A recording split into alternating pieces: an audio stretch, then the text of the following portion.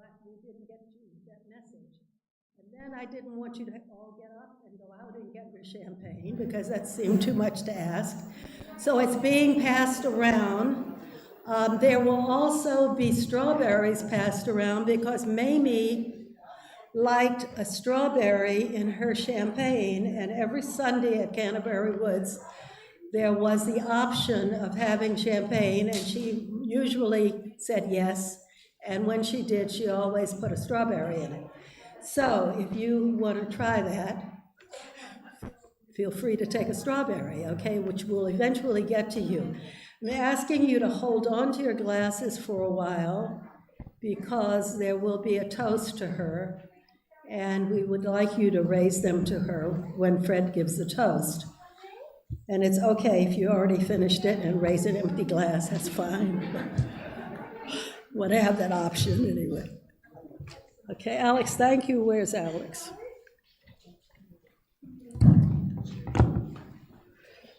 Okay, yeah, thank you.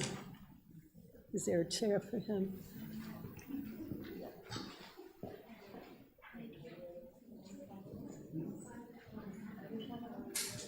Why don't you take this one?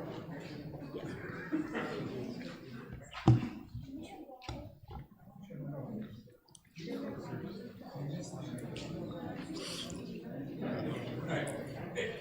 Connie, yeah. Whoops. So I just want to welcome you. I am so grateful for the contributions that you made to my mother's life. She lived at Canterbury Woods for the last 14 or 15 years of her very long life. And this was her community, her major community, when she was in California. And so that was why we decided to have the celebration here. And then we invited people who do not live here, who are close to our family, and also who knew my mother, who either had long visits with her or met her in some way, and who added to the pleasure that she had in her very long life. So that's who's here, friends. And we're very grateful for all of you. We're also grateful to the people who are watching this on a live stream. It's being live streamed on YouTube.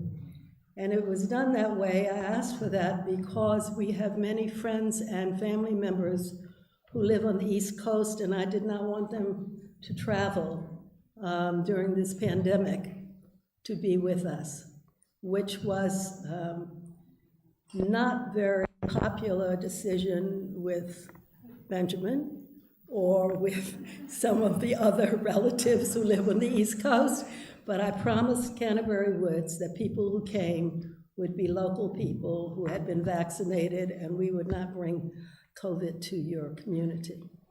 So that's the reason for that.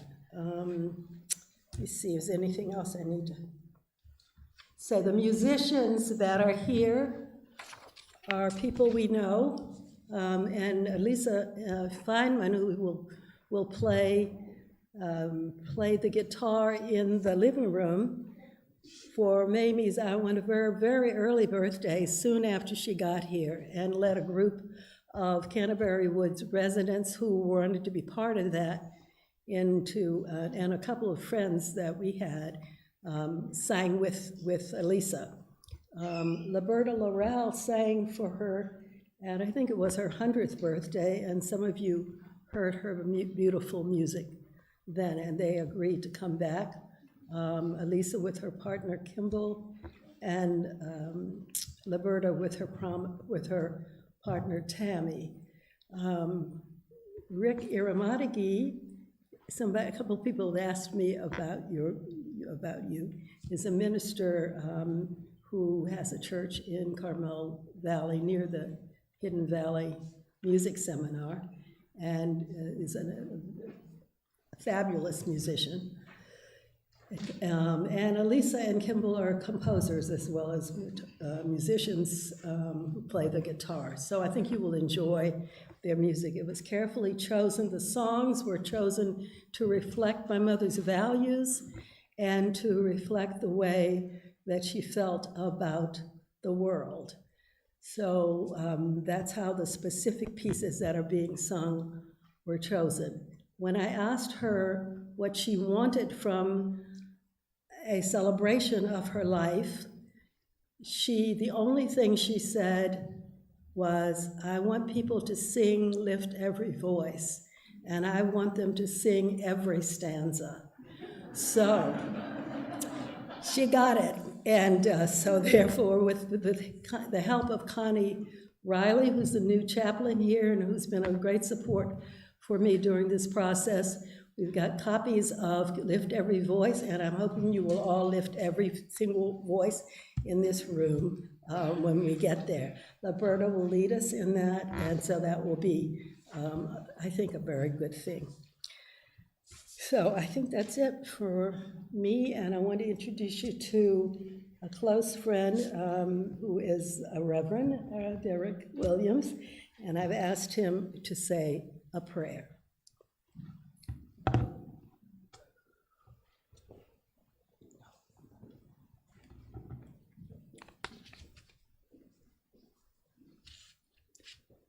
Good afternoon. Excuse me. Good afternoon.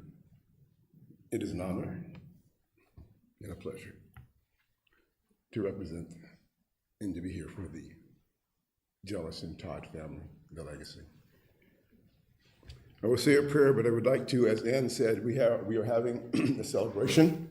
So I want to preface a prayer, if that's appropriate. I want to preface a prayer quickly, 30 seconds. In the Bible, there's a story of a man who gave value to 3 people, and 3 people were to double the value in the gifts that he gave them. And this master and the servants, the master left, the servants came, when he came back, the servants had double, 2 of them have doubled, the one did not do anything with the gifts or the talents that were given to him. But for those who did what was asked, the Bible says, his master replied, well done, good and faithful servant. You have been faithful with a few things. I will put you in charge of many things. Come and share your master's happiness.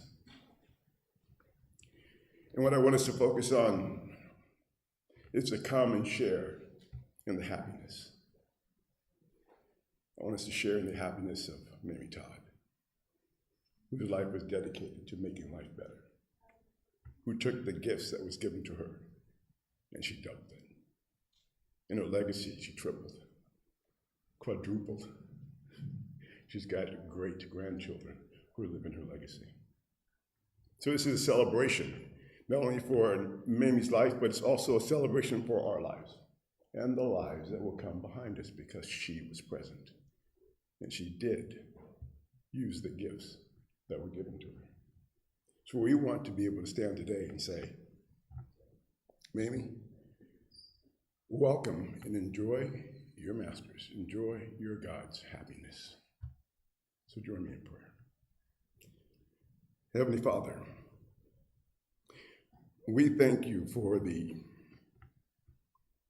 intelligence.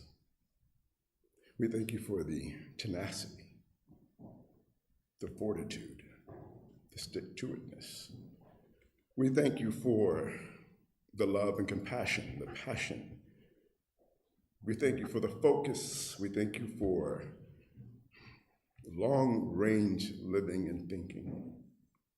We thank you for all that was good in the gift that you gave us that we call Mamie Todd. We are here today to celebrate her gift, her giftedness, her abilities. And Heavenly Father, we're here to celebrate you for what you've given us through that gift of Mamie Todd. We see in her legacy and her family that she will continue to live. And we ask that we would have the courage and the understanding to allow her to continue to live through us as she lived. We thank you. We celebrate her presence now even more and no less. Thank you, Heavenly Father, for all that. There is really nothing that can be said or done that would measure the gift that you gave us, but we are thankful. And we celebrate this day in a way with joy and happiness. Yes, we mourn, but our mourning will turn to morning as we celebrate the life that you gave to us, the life that you gave Mamie. We thank you, we praise you in Jesus' name. Amen.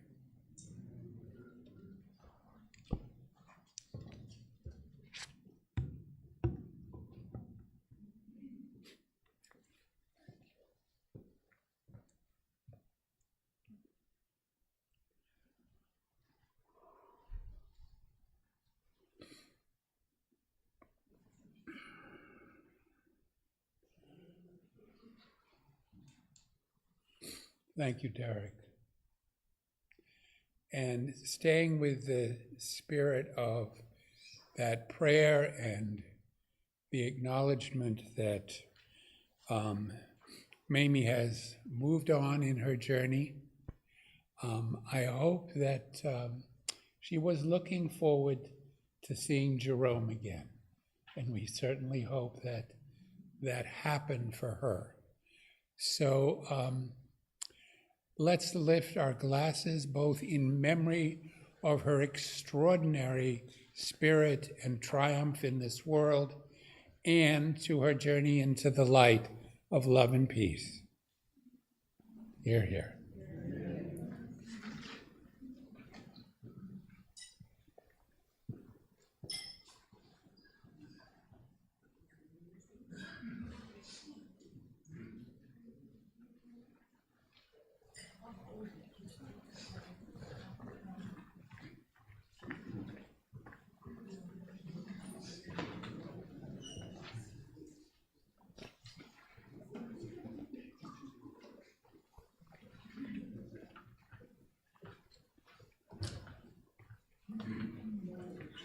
This is for Mamie, and there's a chorus at the end which she would greatly appreciate you all joining in on. It's called Shine. We're so happy to be here in celebration of Mamie's life. She touched ours greatly.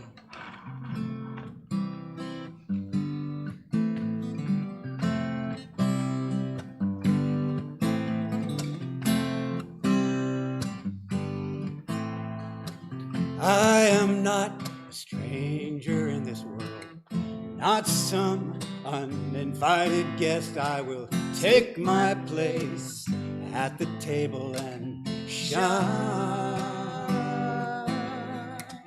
shine, That's your part. shine, shine.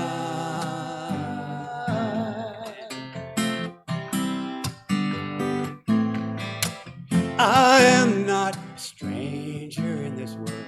I am not some uninvited guest. I will take my place at the table and shine, shine, shine, shine.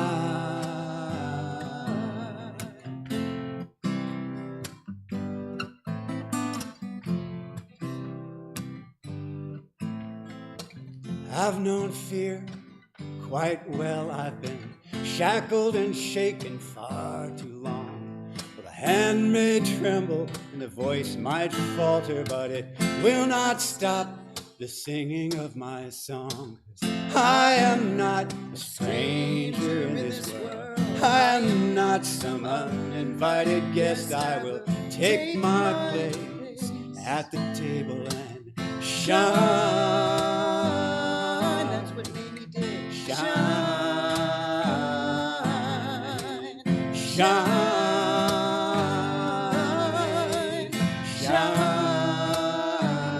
Yes, I will take my place at this table. Yes, I will, yes, yes, I will shine.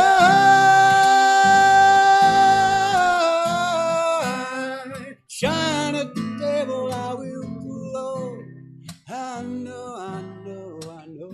She keeps shining. Shine. Shine.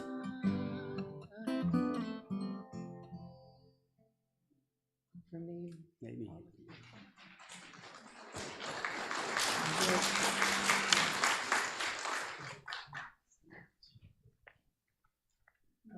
Alex, where is Alex? There you are.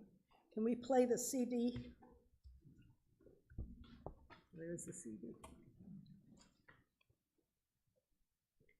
Okay, so one day, StoryCorps came to my house, our house, Fred and my home, and interviewed Benjamin and me and Mamie and Todd. And Mamie talked probably 90% of the interview, I think. So I want you to hear her. I want you to hear what she had to say about an experience that she had. And I want you to have her voice. I want us all to actually to have her voice in the room. So I brought a copy of the CD and we're going to play it now. Okay, and she was responding to the questions that the StoryCorps people had. So, and hopefully it'll work and you'll all hear it. And this has been an interesting process for me because I'm almost totally ignorant of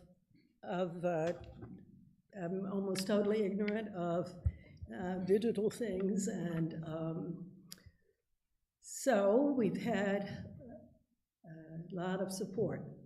And Alex Parra has been the person who's been doing this morning. We've been here for maybe 3 hours putting all this together. And then we found out that Canterbury Woods did not have a CD player, had everything else but no CD players. So the chaplain, Connie Riley, went out and bought a CD player. So now Canterbury Woods has one, and we can play. It's been a very interesting process.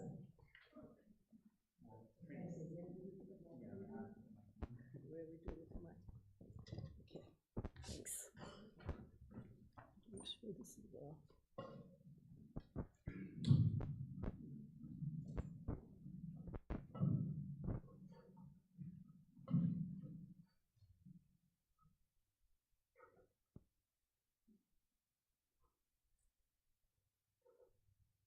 My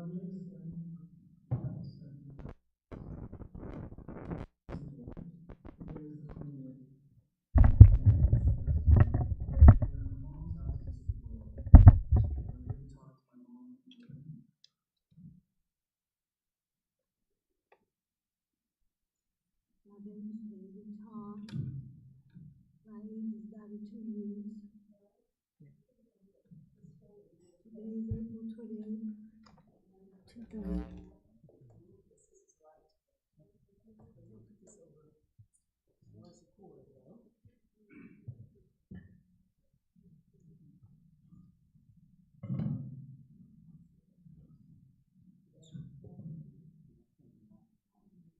My name is Todd.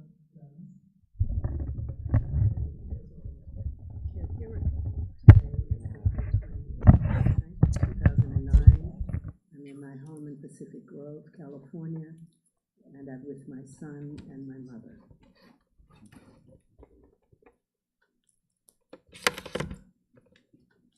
This is going to be fun, y'all. Talking to both of you, having you tell stories at the same time. Yeah, I thought I would start by asking each of you to just talk about your happiest memory of the other.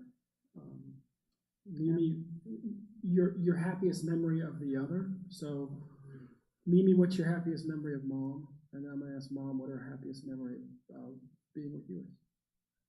Oh, I've had so many happy memories of your mom, it's hard to know. When she was born, I would say. That was a happy memory. What was she like when she was born? She was a tiny little baby, and she had to be incubated shortly when it was very hot, and we didn't have to go to the hospital.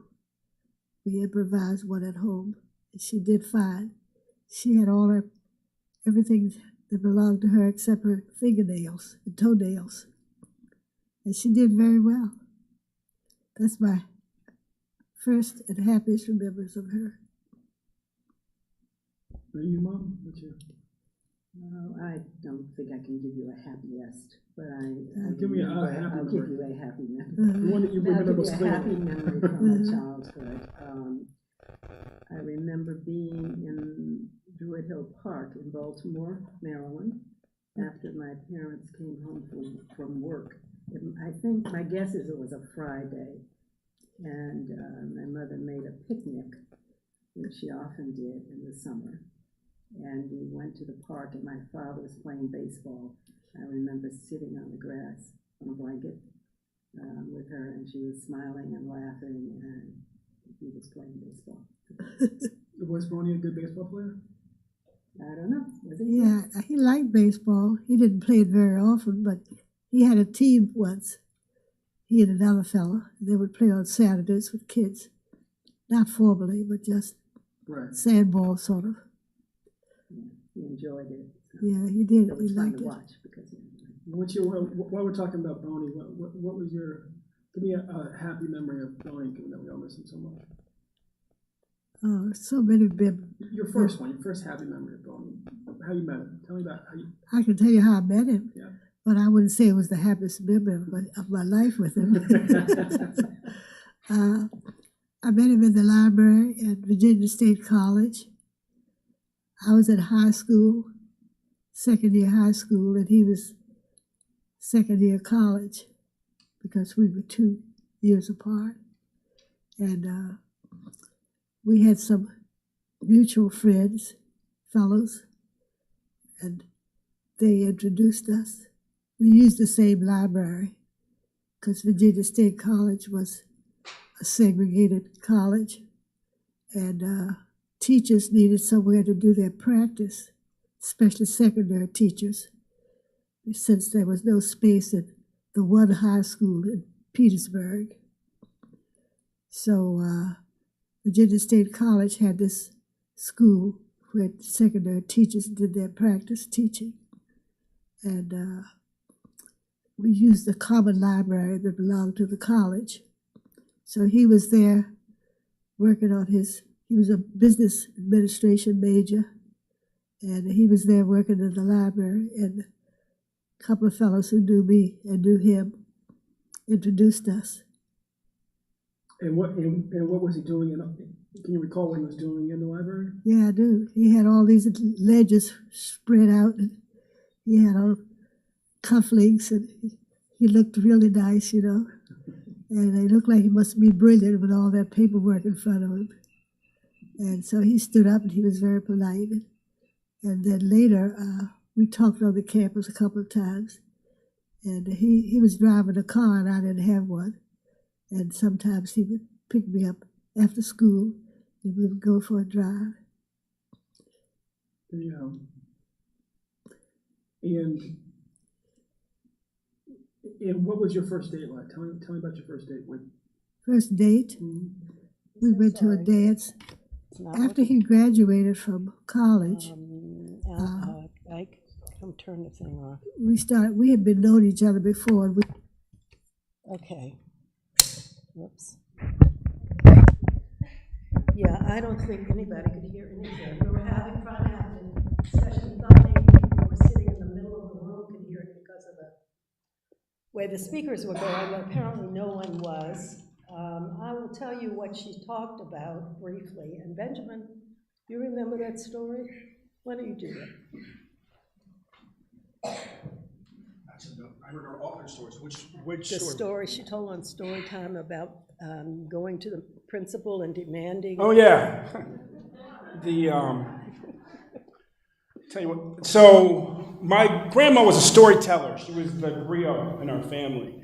I've just finished a book, and what we figured out is that her maternal line goes back to an Afro-Polynesian pirate woman. And that's where the tradition comes from. Only 17 slave ships show up in the U.S. from Madagascar, 16 out of 17 piloted by known European pirates. The historians are all in agreement there was a long war between the East African pirates and the European pirates.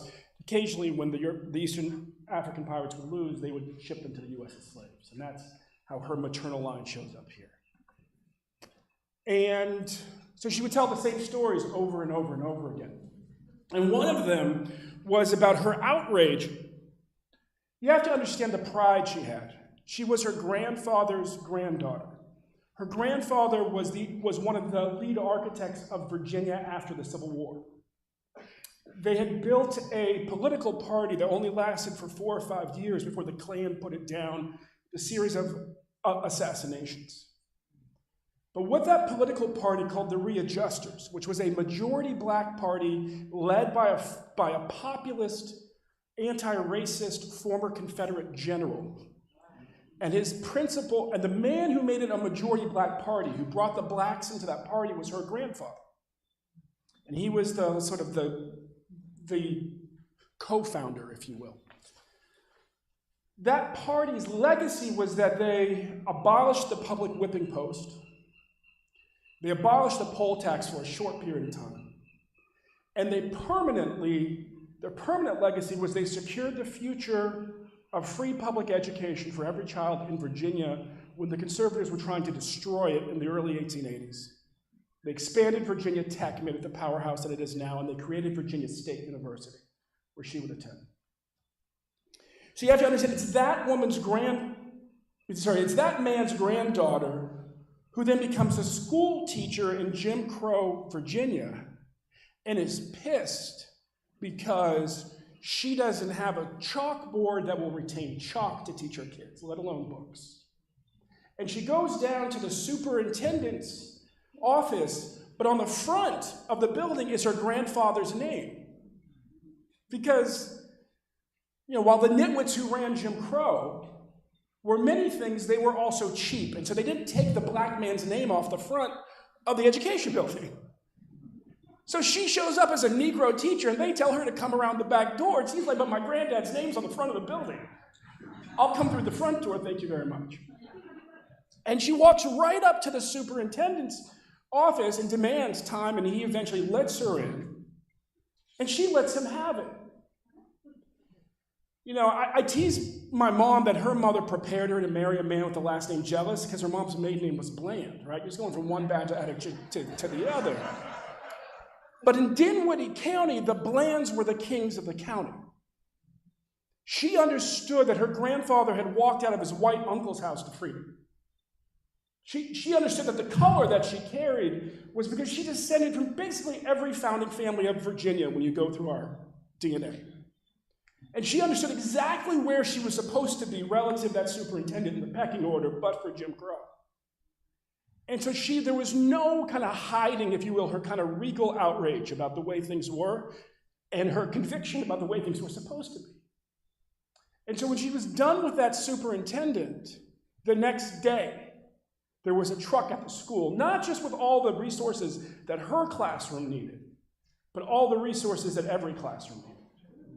That's who she was.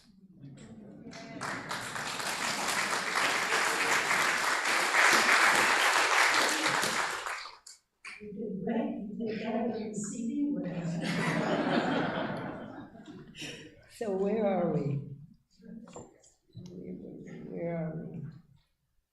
We are at the music that she requested and that Ms. Roberta Laurel is going to lead us in. I'll put this here in case you want it. Huh? Oh, yeah, okay.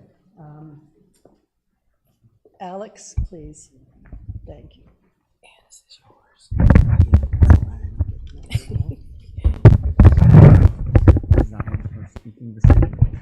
Okay. Good afternoon, everyone.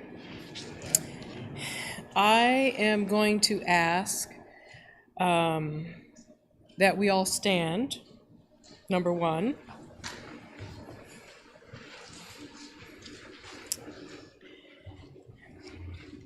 And please feel free. I want to hear everyone's voice. I don't care how you think you sound, good or bad, or just go for it.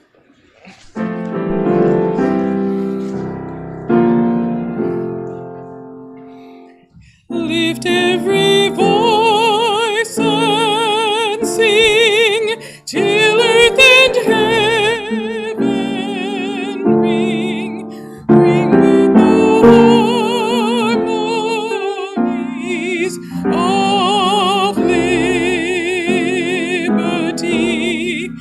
Let our rejoicing rise high as the listening skies. Let it resound loud as the rolling sea. Sing a song full of the faith that the dark past has taught us. Sing a song full of the hope that the present has brought us.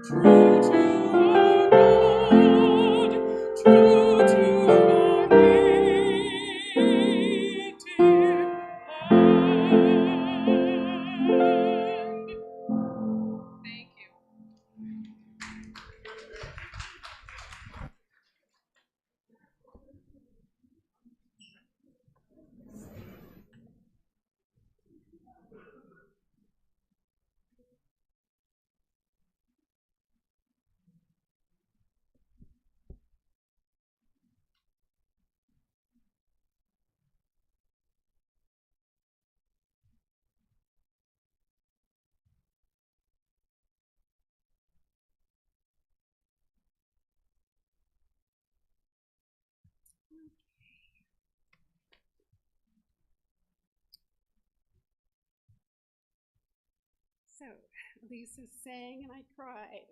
Ben spoke and then we sang. And I'm doing.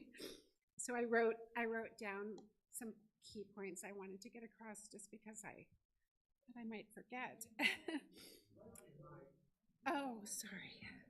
So I'm Laura. I'm Mamie's granddaughter. And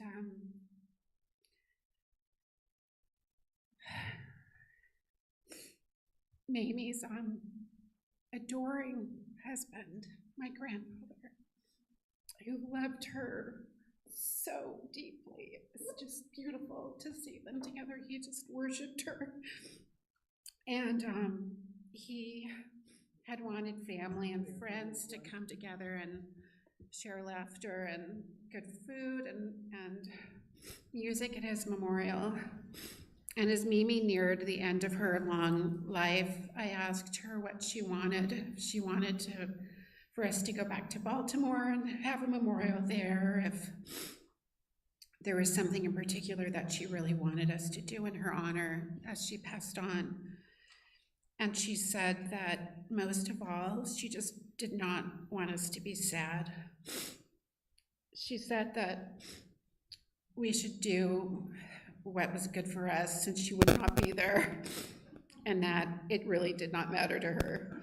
And she said that with a laugh, and she added that she just hoped that it was just not going to take too long to die, because the money that was being spent here, while she could sit around and not be able to do very much and be not very useful, could be used in a much better way somewhere else.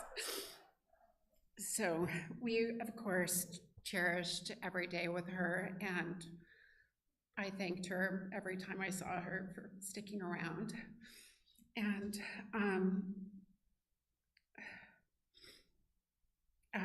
I was not at all surprised by her answer, though. To me, it was just an example of her pragmatism. It also reflected how much she loved giving and valued being able to contribute in a meaningful way. I think that was the most important thing to her. It reflected how much she wanted us to be happy, and always wanted there to be as much ease as possible in our lives. Sorry. The life she lived here at Canterbury Woods was only one of her many lives. As Ben expressed earlier, she was a complex person, and she had lived through a lot. She was in her early 50s when I was born. She and my grandfather were living in what seemed to be a mansion to me in Baltimore. It was like a 4-story brick colonial house, and they had a bar and a ballroom and downstairs and many bedrooms, and we were living in a little cottage in Carmel, and it just seemed like she was a queen in a castle when I went back to visit her. And they had a summer house in West Cape May, and they had accomplished many of their main goals in life by the time I came along. My mom had been through college.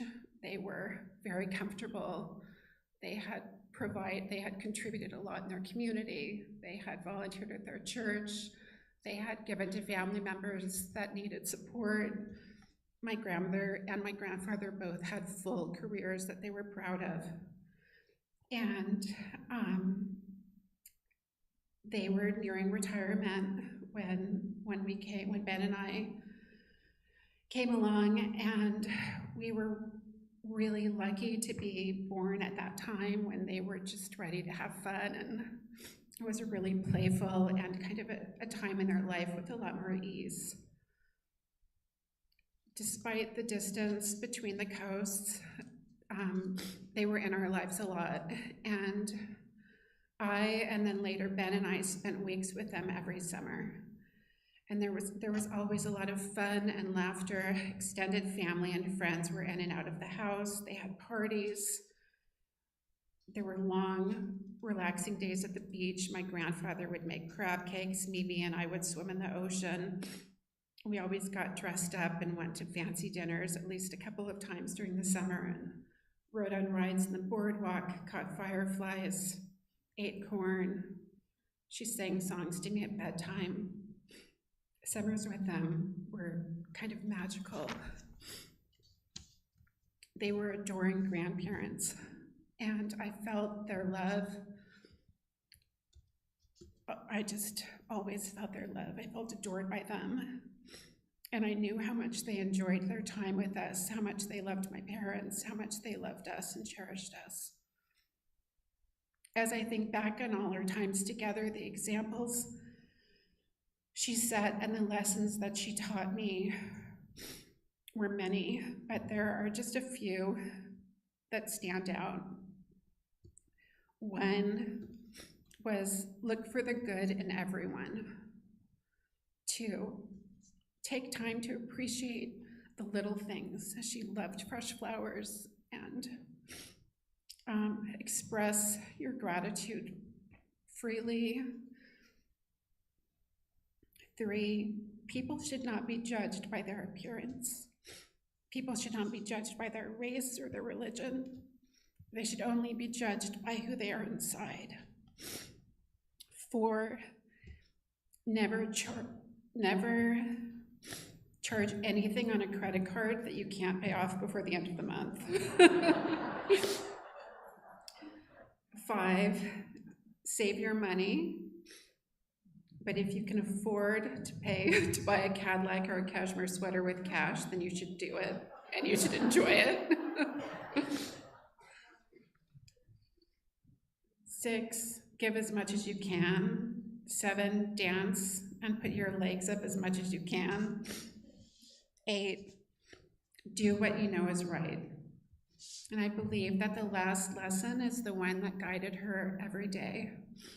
It guided her every step. She had a remarkable compass.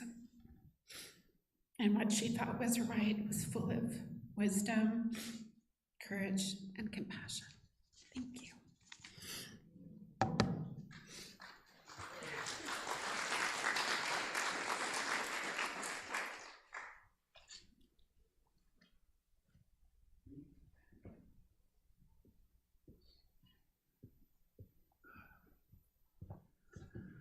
Hi, I'm Ike. I'm Laura's husband, and I miss Mamie also. You know, she would share sort of stories about her past, and for some reason she would talk about her dad a lot when we would have our usual easy conversations about stuff that I would talk about, that she would be interested in. And her dad believed in her. From a very early age, he trusted her to, at 14, this was the story, she got her license, he got her a provisional license, and she would drive a 1920s truck loaded with lumber to her father's job site. I mean, imagine that. I would not let my daughter drive before. I love you. The streets of Petersburg, Virginia, you know, bouncing along.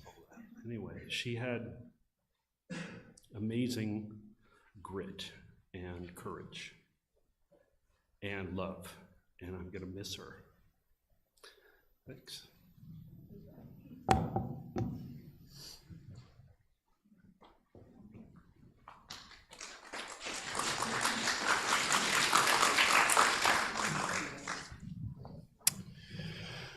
Yeah, I just want to say thank you first to everybody out here who treated my grandmother like she was family, became her friend.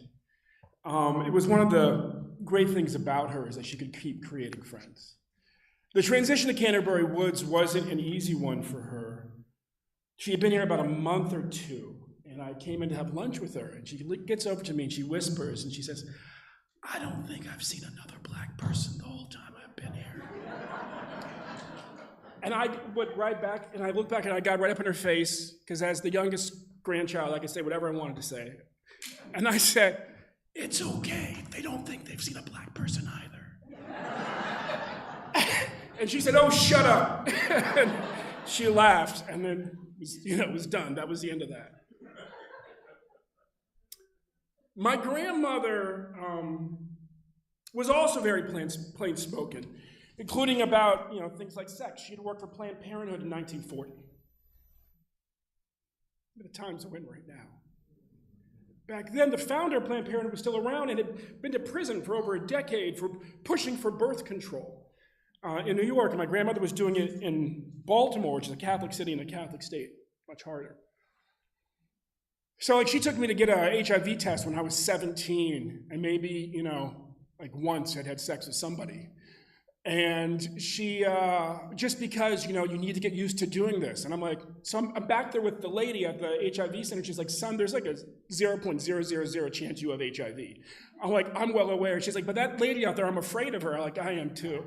She's like, "So you will never hear from me again, but I'm going to tell her that if there's anything wrong with you, I will call her first. And then she won't hear from me either." So that was my grandmother, with her grandson. I could say anything, she could say anything. And she kind of predicted, and I want you to understand this, my grandmother was very tough. She was allowed to drive the truck when she was 14, because she was almost 13. Her father had given her a Model A in pieces and said, "When you put this together, then you can drive." And so she put the Model A together, and that's how she had the license. And she'd use the Model A with a rumble seat to drive her siblings to school, and then she would drive the truck. She was tough. The police in Baltimore would come up to her, because her husband was darker than she was, and say, "Ma'am, is this boy bothering you?" Presuming she was white and he was white. And she would look at them and say, "Yes, and he's my husband." And you'd imagine Jim Crow, they'd probably implode with just like, oh. She's also tough. She chose when she died. My grandmother died because she stopped eating and she stopped drinking water. And she did that 16 years after my grandfather died. And why is that important? This is my theory. She said repeatedly she only made one mistake in her life. So what was that? She said, "I did not marry a man 15 years my junior. Y'all die younger and it's not fair." 16 years after my grandfather died, she just decided she had enough. She stopped drinking water, she stopped eating. Grandkids showed up, she let us feed her water with an eye dropper. My sister figured that out. She lasted a few more days. She had the vitality to live 5 more years. Well, when you dig into somebody who's tough, you find out that they're tough because their childhood was hard. She lived with a lot of pain. She knew that her black grandfather, Mr. Bland, had run against his white cousin and beaten him. The plantation-owning side of the family, run against that guy and beaten him in a race only to have his political career destroyed by the Klan and Jim Crow in a series of assassinations of leaders in his party. She knew that he had gone on and become the biggest property owner in their county, only to have her aunts and uncles conspire against her father to defraud him of his inheritance as the one sibling who had not been permitted to go to college because he was supposed to stay home to run the farm. And so instead of getting half the land, he got a sixth of the land. She understood that that was why he had to go out and work with his men. And that's why he died, because a tree, her beloved father when she was 17 died because he had stripped the bark off a tree and had he had begun tree farming because they couldn't raise enough from vegetable farming anymore, and a tree crushed his thumb. He couldn't get to the Negro hospital and delivered the lumber on time. The Negro hospital was 30 miles away, and that's when 30 miles took a long time in a truck. And so he decided to deliver the lumber, and blood poisoning had set in by the time he got to the hospital. And he would die a very slow, painful death. She understood that that's why she and my grandfather, in part, when they started out life in Baltimore for a handful of years, raised my mom in the public housing development in Baltimore. She could have chosen to be very bitter. She had every right. but she didn't. My grandmother would go on to take the train back and forth and commute to the University of Pennsylvania School of Social Work. Before Brown versus Board of Education, she graduated from Penn with her social work degree. She would encourage my grandfather to go to law school. She would support my mom when my mom sued to desegregate the local high school. She trained Barbara Mikulski, the future U.S. Senator, to be a social worker. And yet she had the right to be so angry, and she wasn't. And I finally, at one point, had the gall to confront her about it. It's like, why are you such an optimist? And this is what she told me, and I'll leave you with this. She said, in life, you have a choice. It's true. Pessimists are right more often. She said, but optimists win more often. And as for me, I'll take winning. That was my grandma.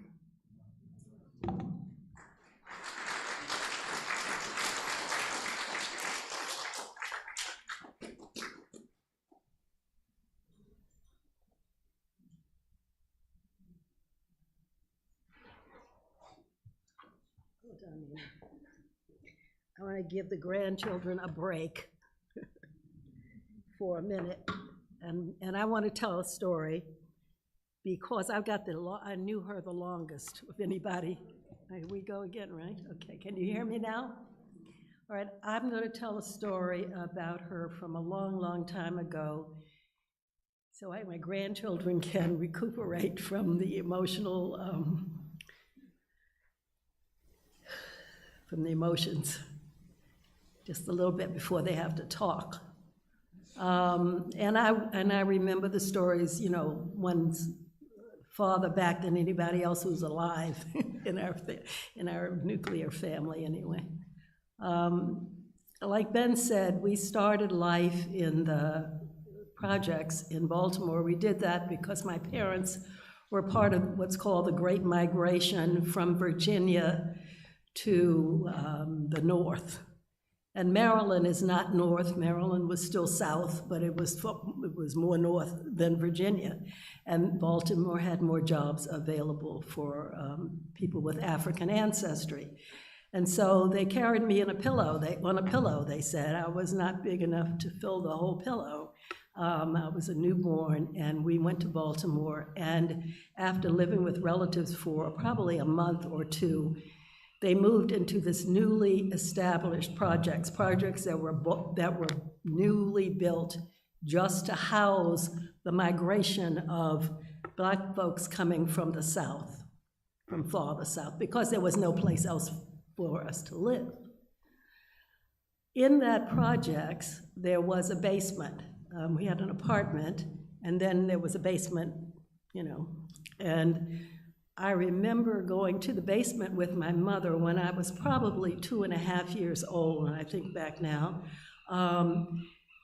because she found a bird on a walk. We had gone on a walk, and a bird had fallen out of a nest, I suppose, had a broken wing or something. Anyway, the bird was injured.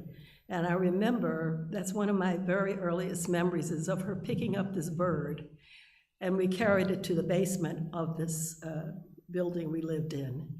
And there was a window, which for me was way up. I mean, I remember looking way up at this window, and she said, there's a window. I remember her saying that. And she got a cardboard box and put the bird in the box.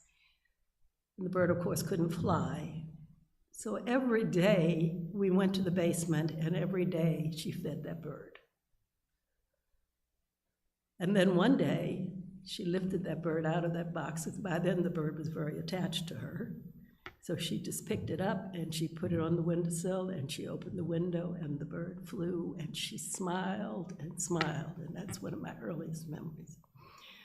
She was extraordinarily compassionate and a natural empath. She was empathic to sometimes an extent that was difficult for her.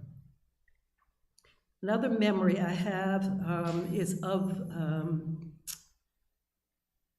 the air raid blackouts. Air raid blackouts, some of you may have experienced that also, where back when World War II was happening, cities had to be dark during the daytime sometimes because they were trying to avoid us being targets for bombs, airplanes or whatever. Anyway, again, I was very, very young, maybe 3, 4 years old. And in the middle of the day, we'd have a blackout. So that meant all the shades had to be drawn, all the lights had to be put out. It was a sudden darkness. My mother and her sister, who had a daughter who was 11 months older than me, would get together during those blackouts, the 4 of us. And we would, they would leave the refrigerator door open about this much, so there was a light coming out through the refrigerator door. But you wouldn't be able to see it from the windows, you see. So we were safe from light, from people seeing the light. But we could see a little bit of light. And then we would play, they would crawl around the floor with us. We'd play hide and seek under tables and chairs. The place was small, so, you know. And then when we got tired of that, they would reach through the little light in the refrigerator door and get chocolate pudding. And we would all sit on the floor and eat chocolate pudding. So it was great fun. She was extraordinarily resourceful, creative, like that. I never remember feeling any fear. In fact, when we had a blackout, it was really exciting because we'd get to play with our hide and go seek and eat chocolate pudding. And then the other thing that was strong for me is the day that we were in my parents' bedroom, my mother and I. My father was at work. And my mother fell to her knees and sobbed, just huge sobbing. And I didn't know what was wrong, and I said, "What's wrong?" And she said, "The war has ended." And I think I was 4.5. And she cried, and she cried, and she cried with relief. And then I don't know what we did. I remember her getting up and smiling after that. But she was extraordinarily full of feeling all the time. No matter what the feeling was, she was full of that. So I wanted to share that with you. And now, Nina, you okay? All right, it's your turn. Thank you. Hi, folks. I'm Nina. I'm Laura Neck's kid. I was gonna say more, but I don't know, I think it's harder than I thought it would be. Anyways, I have so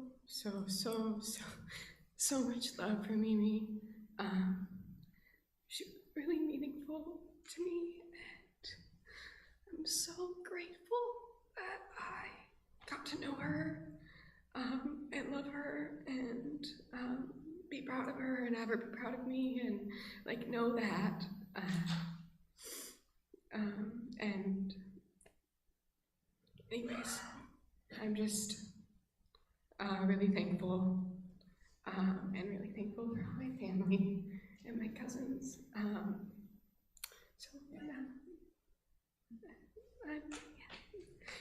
Thank you.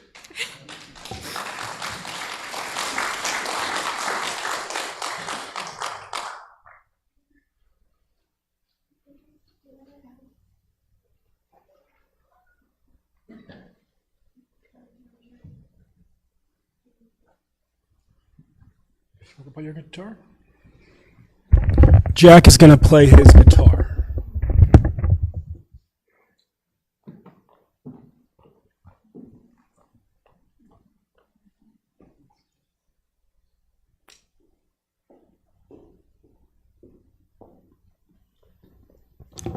This is Mamie's 10-year-old great-grandson who decided that he wanted to play his guitar for you rather than talk about her.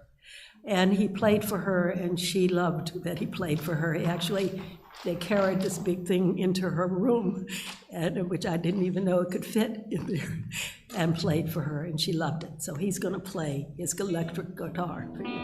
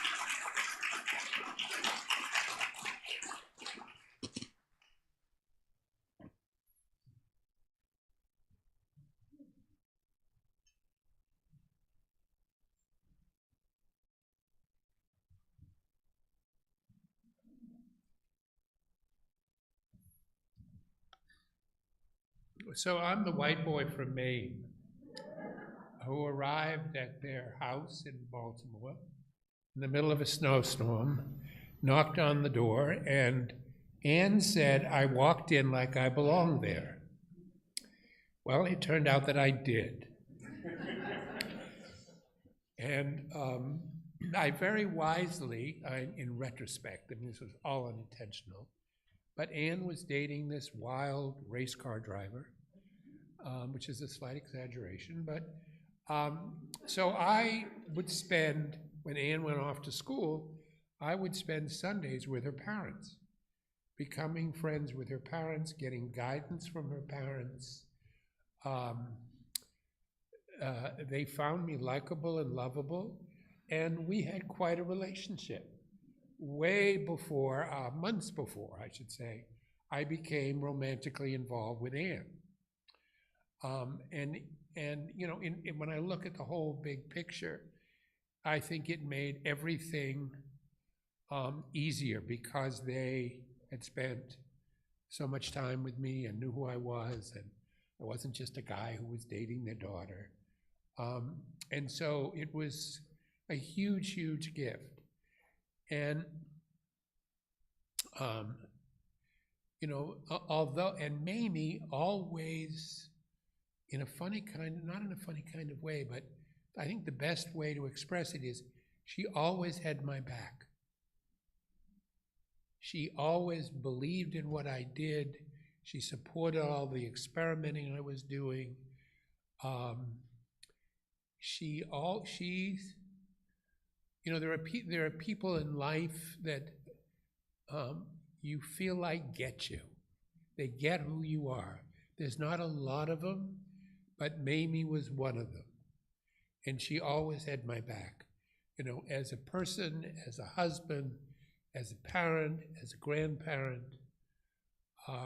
And she would say things like, well, you know, when Ben was there in the summer and a teacher, well, I know you think that the way Ben argues with you, he's not listening to you. But let me tell you, he really does listen. He really is paying attention to what you say. And when I would talk, she had these expressions. When I would talk about Nina or talk about Morgan or talk about the women in the family, the females in the family, and her final expression was, and she's such a pretty thing, she would say, you know, whether we were celebrating their intelligence or what they were doing or how interesting what they were, beauty was so important to her. And for this, and I also learned, I mean, one of the great things you learned is, you know, one of the ways they keep racism going is they make sure that white people aren't told the truth about what's real, that it's kept secret and kept hidden.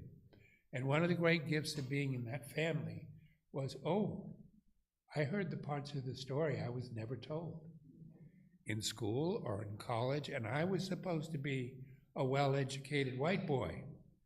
That made me a member of the best and the brightest. Remember that phrase? So this extraordinary, you know, both opening of my mind and heart that occurred because I became a member of that family. It saves your soul from the corruption of the ignorance that you're raised with in order to keep racism going. So I can thank Mamie for being a big part of opening my heart and my soul and backing me up. And I remember when I decided to start a school for men. I mean, everybody looked at me like, what, a school for men? Mamie got it right away, instantly. She didn't bat an eye. And she said, oh, I wish my husband had gone to that school. you know, that's how deeply supportive she was. So I just have to thank her for having my back, for inspiring me, and for, at the end of life, using me as a source of comfort. She wanted me. Now, you know, I'm not sure Ann always tells me how she's really doing, but I need you to make sure that she's taking care of herself. Is she taking care of herself? And you have to tell me the truth, you know. And, you know, how are Lara and Ike doing? Ike's such a nice young man. She had these expressions she used over and over again. And she had everybody's back. And in the end, the conversation was all about her very immediate circle and how are they doing? How's Ann doing? How are the children doing? How are the grandchildren doing? You know, this woman, Karen, who lives next to me, she looks after me. She's so sweet to me. She cares for me. And Isabel comes and visits me every day. And Raymond and Peggy came yesterday. And she just felt so held by this small, wonderful group of people. So I thank you for loving her and supporting her and backing her up and inspiring her and being, and others whose names I didn't mention. So thank you, Mamie Todd, for opening my mind and heart and having my back. And, you know, I know she's gone, but she's so deeply a part of me that she'll never be gone. There's a way in which she'll never be gone. And that's a big blessing. And I know that's true for other people in the family. Morgan, did you want me to stay with you while you talk? This is, I'll stay close. I wasn't gonna say anything because it's really hard for me to talk about because I miss her so much. She was the strongest woman that I've ever known, and she taught me so much about how to have integrity and to always do the right thing. And I'm just really, really grateful that I got to know her. I got to hear all her stories, and she got to show me how to be the type of woman that she was, and I just miss her a lot, and I love her, and I know that she's happy that she's with Boney, and that makes me really happy because she talked about every day how much she missed him, and I know that she's happy and that she's looking down on me, and I love her. That's all. Thank you.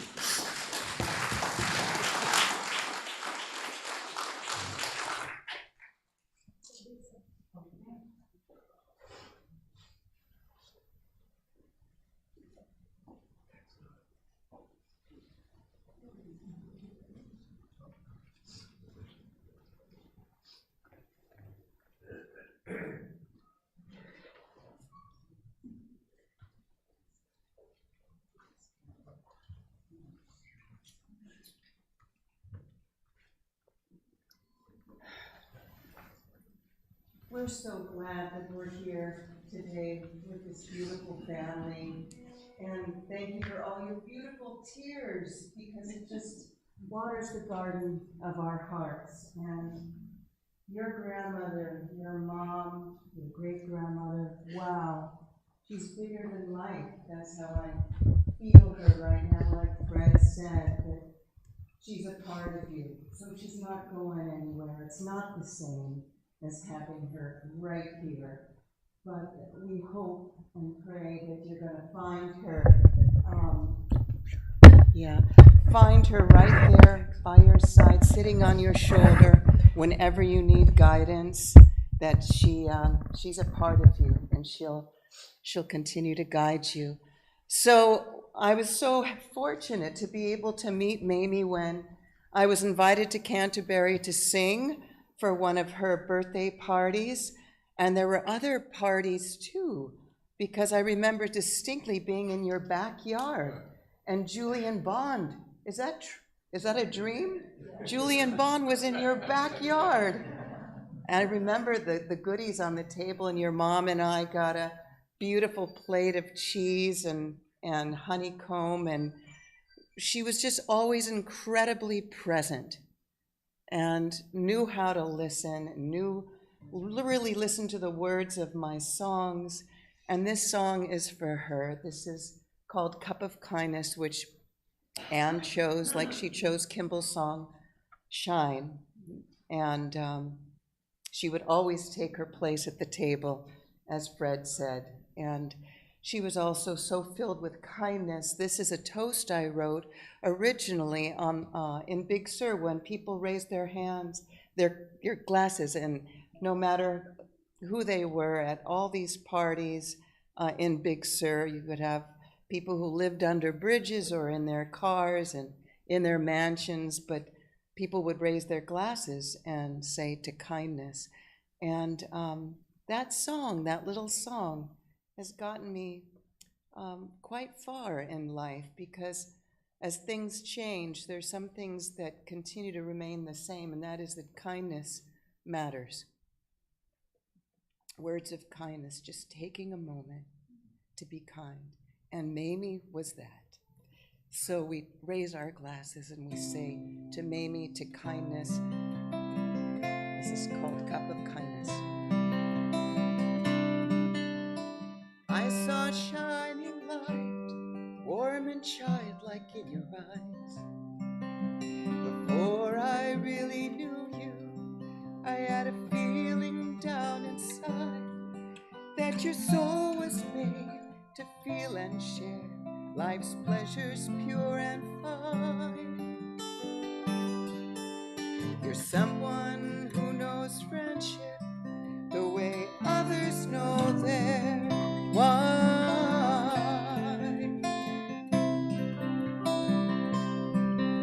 So here's to a cup of kindness, a medicine so strong. From you I learn to love and friends forever keep you young.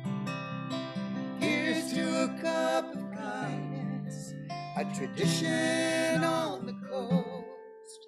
May it always be the time for friends to make the toast.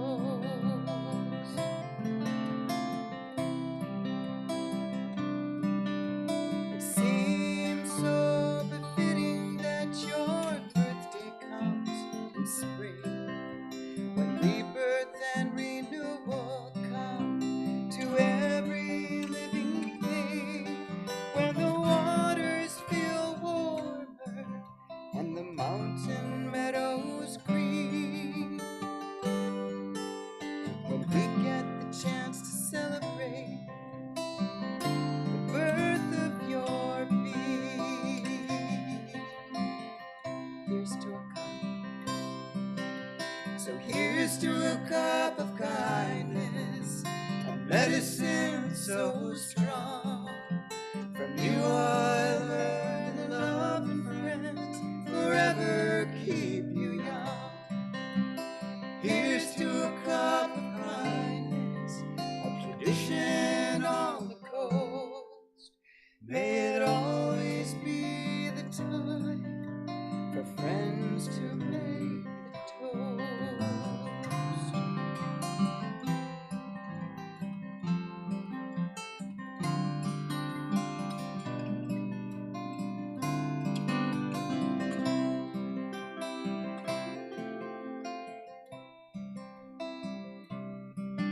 There's a walnut tree up Limekiln Creek that grows tall and reaches wide. The years are furrowed in its trunk with silver charm and pride. Like the tree, your roots grow deep here, sustained by all you've known. Your fruits are love and friendship from the good seeds that you've sown.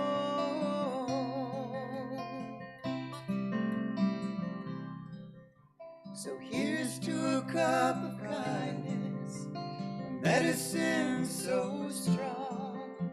From you I learn to love and friends forever keep you young. Here's to a cup of kindness, a tradition on the coast. May it always be the time for friends to make the toast.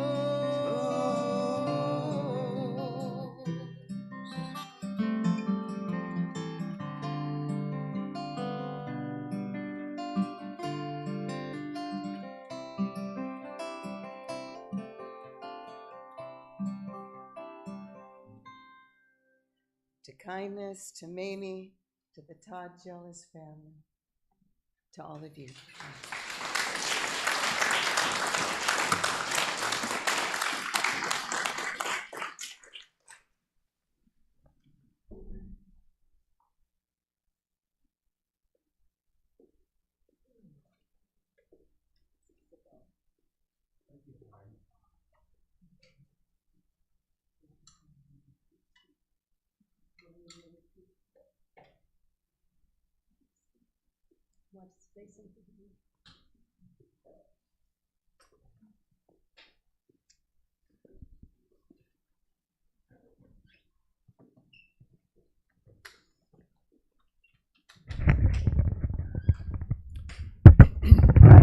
I'm Raymond Neutra, and when my wife Peggy Bauhaus and I moved here, we soon learned to know and love Mamie.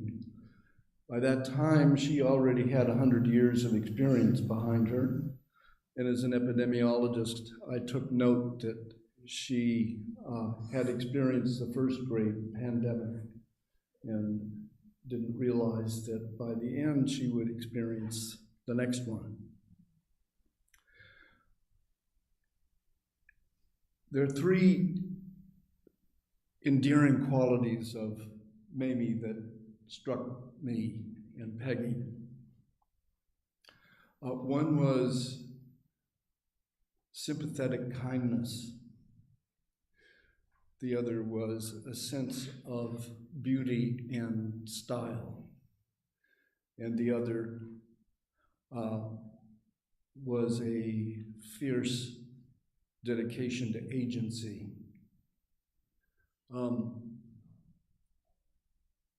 Sympathetic kindness, when my grandchildren would come, I always would take the opportunity to introduce them to Mamie. And Mamie would always ask about Raymond and Peggy's 7 sons and 13 grandchildren and would want to know about them. Beauty and a sense of style. While Mamie was still coming to the dining room, we were always astounded that it seemed like every dinner there was a new wonderful outfit. And later, when the pandemic confined her to that little apartment up there, I would visit her and always wondered where all these dresses were stored. Agency. She never used a walker, and I don't think she used a cane either. She was very proud to come down on her own 2 feet. And at some point I asked her whether I couldn't load her into a wheelchair and take her around during the pandemic so that she wouldn't be confined up there in that room, but she was too proud to do that. And in visiting her in skilled nursing, which, I should say that the other thing was that she would say if I visited that the door would be open to come in and just tell that I was there. And then she would come out of the bedroom and I would be, as an epidemiologist again, gritting my teeth, hoping that she wasn't going to fall over. And I guess it was quite a struggle to get her to go to skilled nursing. But at that point, indeed, she said, "I've been here too long and I've had enough." So, kindness, beauty, and agency.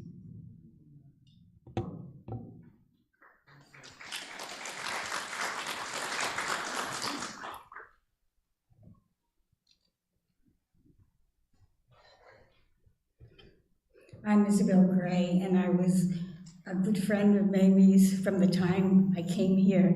The first day I came, I met her in the dining room, and we just kind of clicked together and were friends, had lunch and dinner together every day from then on pretty much. I learned about her family, she learned about my family, we shared our joys, we shared troubles at times. She was the most caring and wonderful person I've ever met, I think. She loved her family dearly. She was proud of every single one of them. And as you can see, why, after meeting all of them now. I miss her very much and feel very privileged to have known her. It was a very great privilege to be her friend. Oh, one thing, I do have to, who was talking about, Raymond was talking about maybe not going into a wheelchair or anything. There was one time, it happened a few times, but it was when she had to get her hair cut. And that would be the one time that she would go get dressed, go into, and let people wheel her in a wheelchair. But she was just the most fantastic person, and I'm sure everybody here has met her, pretty much everybody here, and feels very privileged to have done so.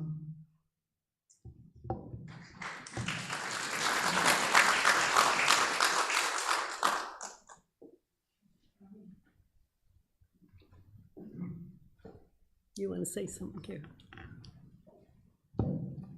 Karen Robinson did a great job of taking care of her. She did. Every day during the last years of her life, there were next door neighbors, and every day she came, and every day she was with her. And if you want to say something, please do.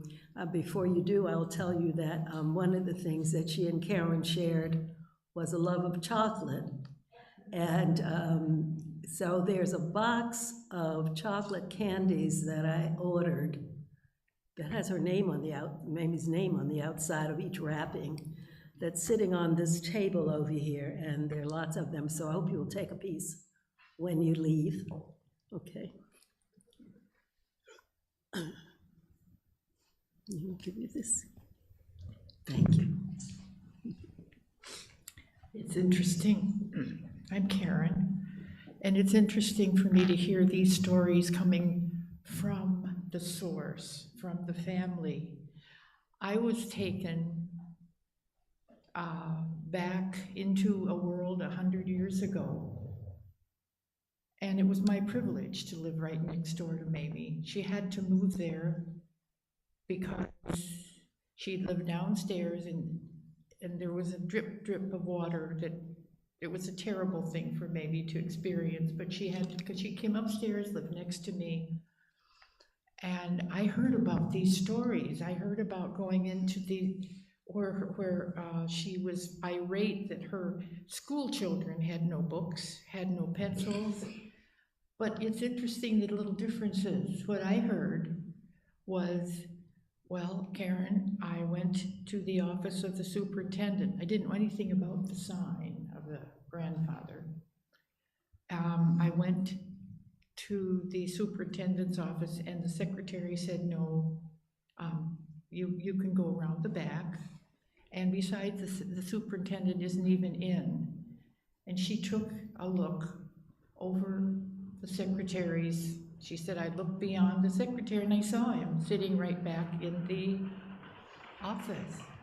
And so I told the secretary, no, thank you, I see him back there, I'm going back there and talk to him right now. Thank you very much, basically. Walked back there, went in the room, stood and looked at him, and he said, would you like to sit down.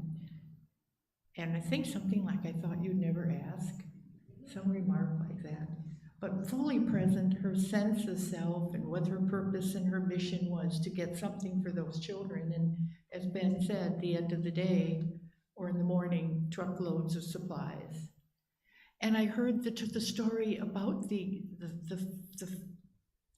engine, the Ford, what was it, a Ford, what? Model A Ford. She said, that was my first physics lesson. My dad said, I'm going to take this apart, and you are going to put it back together, and then I guess you could drive. I just loved the gift that Mamie gave me day after day. And I worried a lot about her being where she was. She refused any sort of help. She said, no, I have this door, I have a chair, I have this, and she would walk from her bedroom into where her food would be delivered. And God help her. God did help her all those months and years, really, that she did not want to leave. But I was telling Nina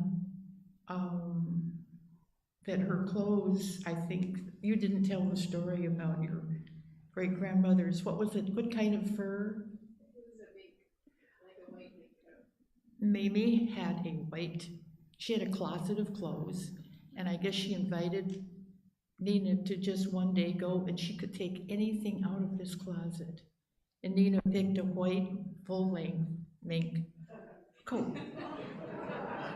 I think Nina's going to walk in her great-grandma's footsteps. It's just so obvious to me. Going to make a real difference. But well, there's so many things that I think of that I learned from Mamie. Because as I said, life's 100 years when you think about it. She grew up wanting to be in that schoolhouse that her aunt, apparently Grandpa donated the land for that school. And her aunt was the school teacher, and Mamie wanted to go. Well, Mamie was 4, and she couldn't go to that schoolhouse yet, but apparently there was some story how she rode on the back of her daddy's horse. Or I may have these, it doesn't really matter. It's Mamie's spirit that got on the back of this horse, and she got to go to this classroom and sit on her aunt's lap. At least she was in that classroom. And Fred, she loved you as a son, or every bit as much as if you were her own son. I heard over and over about. And you're right, is Anne all right? You see Anne, is she doing fine? And how are the kids? And so I could probably go on, but it feels good to just share a few of those things. And a couple times I was able to bring over my computer because the family had Zooms. She didn't really understand how that happened. She was very puzzled by it, and it bothered her a little bit, but it was exciting for her to see your faces. You indeed are a fortunate family, a blessed family to have me. Thank you.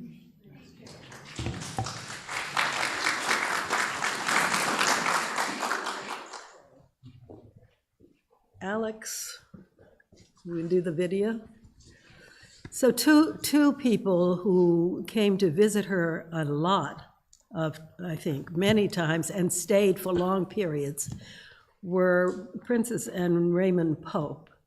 And they had a family emergency and are unable to be here. So Princess sent me a video.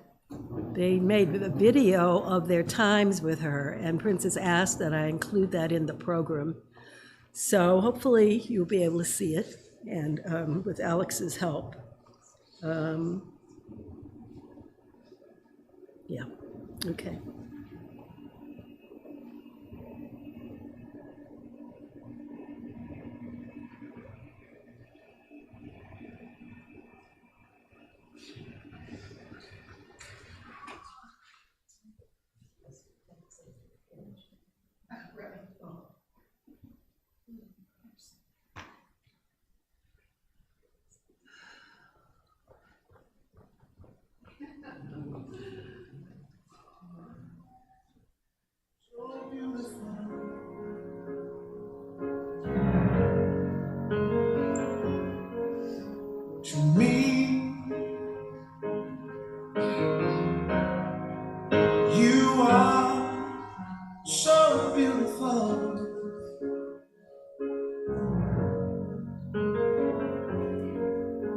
to me. Can't you see? You're everything that I hope for. You're everything I need. You are so beautiful to me.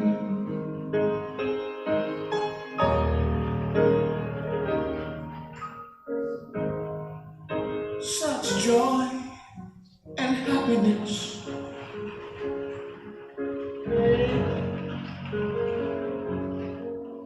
You bring such joy and happiness.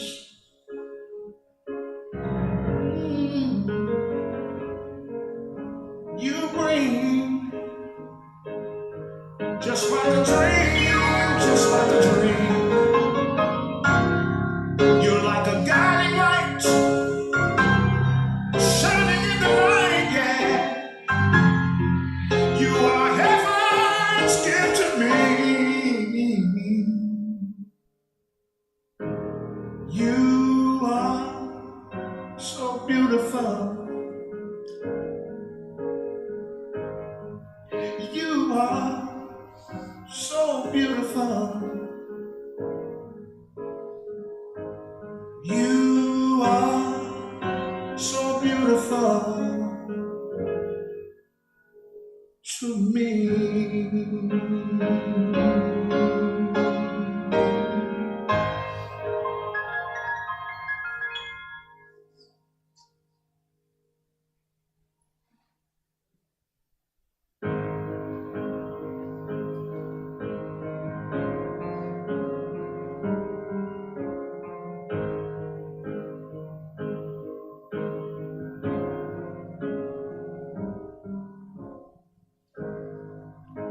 You are so beautiful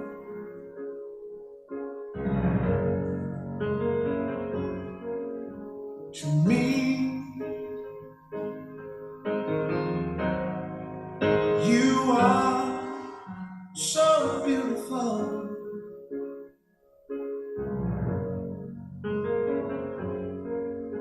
to me. Can't you see? You're everything that I hope for. You're everything I need. You are so beautiful to me.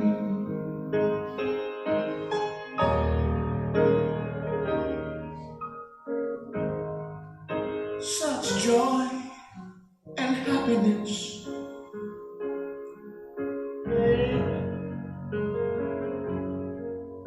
You bring such joy and happiness.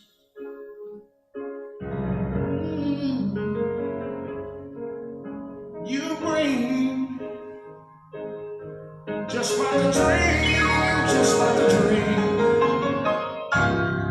You're like a guiding light, shining in the night, yeah. You are heaven's gift to me. You are so beautiful. You are so beautiful. You are so beautiful to me.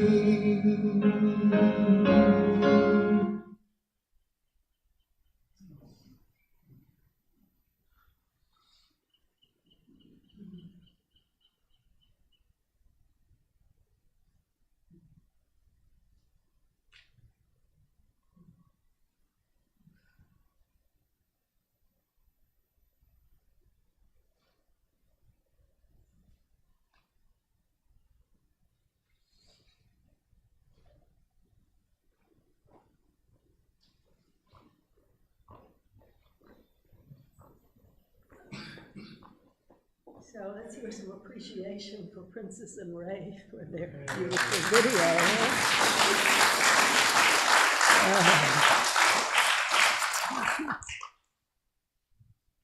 Okay, Ms. Laberta.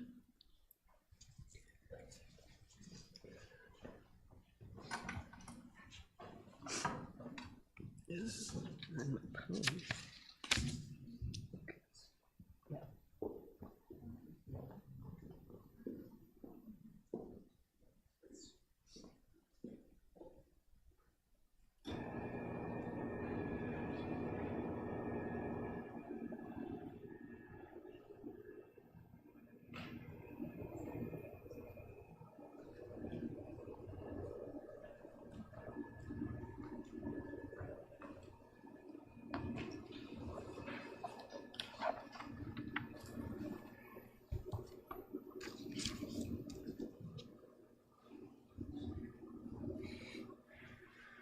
This is a song that I've heard a million times, but never sung it actually until today. So.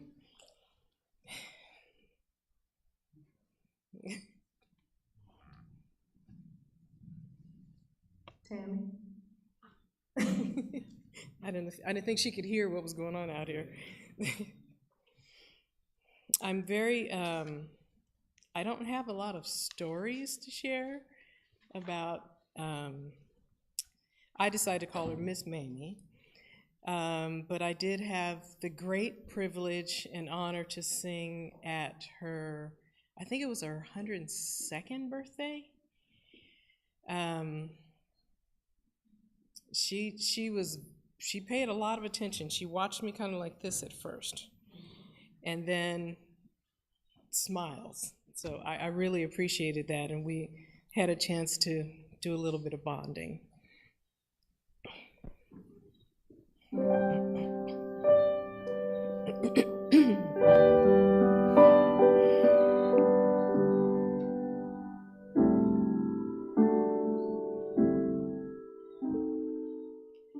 I see trees of green, red roses too. I see them bloom for me and you, and I think to myself, what a wonderful world.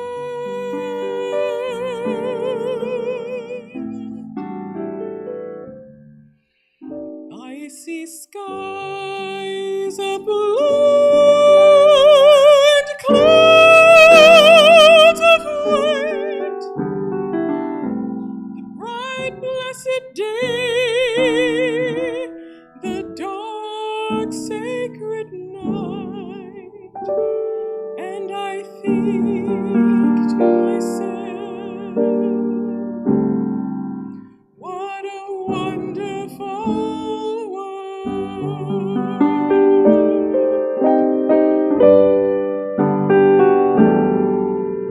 The colors of the rainbow, so pretty in the sky,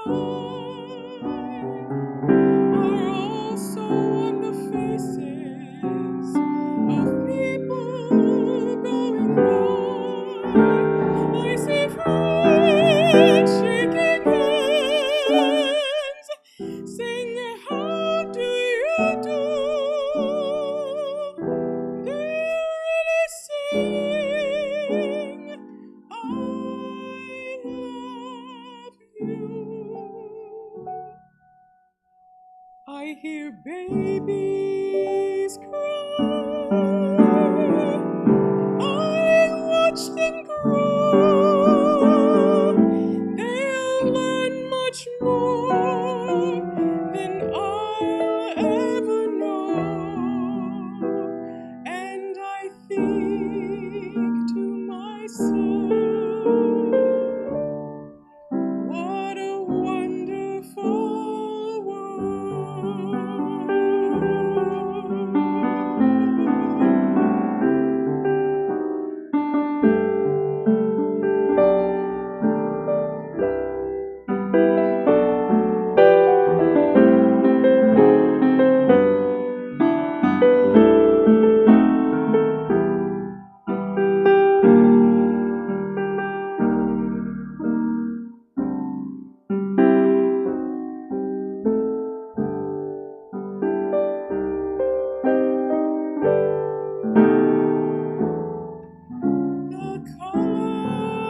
of the rainbow, so pretty in the sky, are also on the faces of people going by.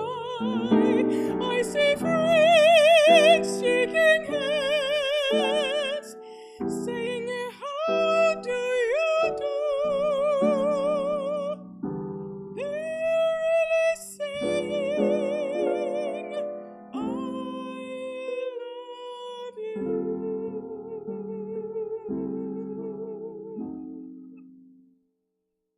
I hear babies cry.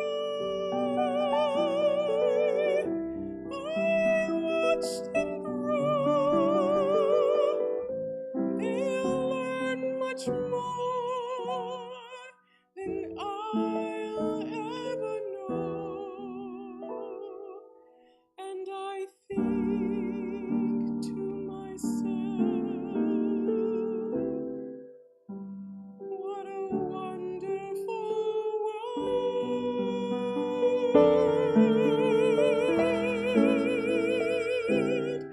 Yes, I think to myself,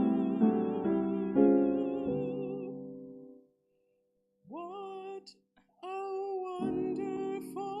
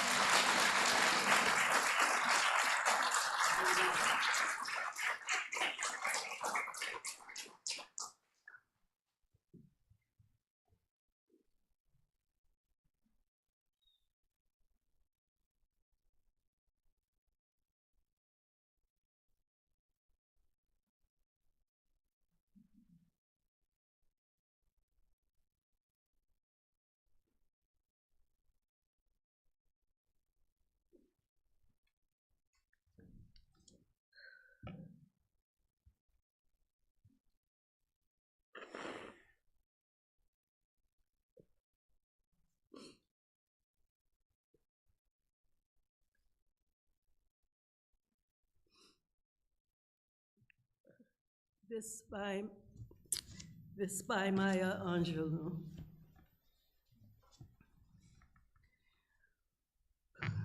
When great trees fall, rocks on distant hills shudder, lions hunker down in tall grasses, and even elephants lumber after safety.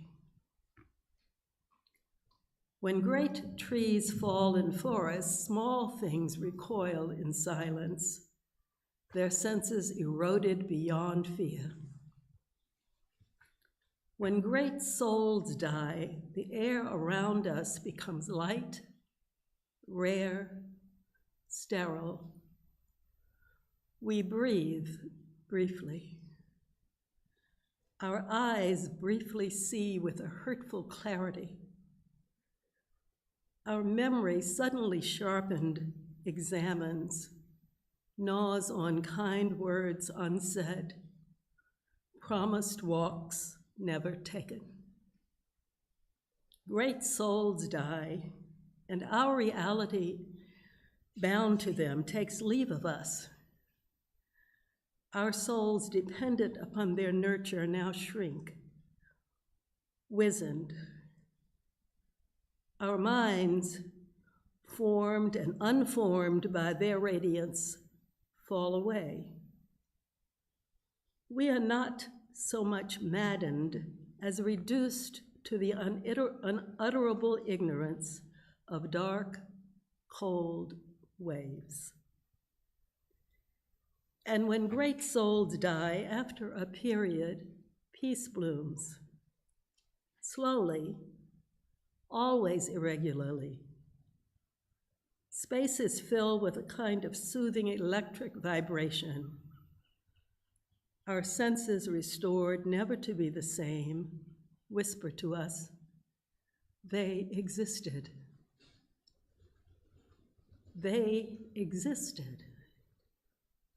We can be and be better, for they existed. Mamie Willinette Bland Todd was a great soul. She will be dearly and forever missed. Thank you so much for being here. Thank you so much for the support you've given our family. Thank you for being her friend, for loving her, for helping her have joy in the last years of her life. Thank you for coming. Amen.